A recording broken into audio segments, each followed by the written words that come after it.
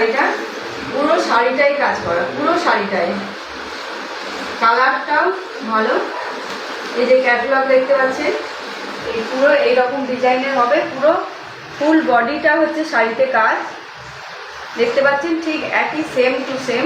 তো আমি এবার খুলে দেখাচ্ছি আপনাদের একটা শাড়ি, আর কতটা ভারী, অনেকটা ভারী শাড়িটা। সামনে তো পুজো চলে আসছে, তো এবার তো পুজোর শাড়ি আমাকে তুলতেই হবে, তাই এই যে নিয়ে চলে এলাম আপনাদের জন্য। তাড়াতাড়ি কিনতে হবে, কারণ ব্লাউজ পিস বানাতে হবে, আর সবই বিপি আছে সব শাড়িতেই, তো আপনারা নিতে পারেন। এই যে পুরো বডি কাজ, পুরো বডি কাজ,